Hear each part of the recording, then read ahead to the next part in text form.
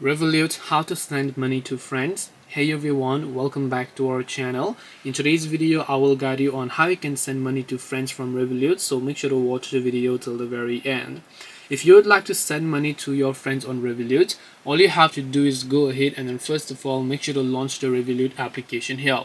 And once you launch the Revolut app, you're going to see this type of interface. From here, what you need to do is right at the bottom, you'll find one of the options that says transfers. So make sure to go to the transfers option. Now here you can see it says send your first transfer. So tap the get started option. You can send it to a bank recipient to transfer money to any bank account. You can send it to any card account group. You can also add a contact using a phone or email. Whichever option is convenient for you, you can just select that respective option here. Make sure to enter the name of the contact and the phone or email link to the Revolut, and then you can tap the add option, or you can directly send it to a bank account in this case as well.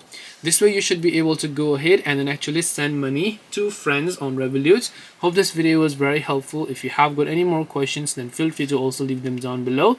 Thank you very much for watching till the end of this tutorial, and see you soon in our next video.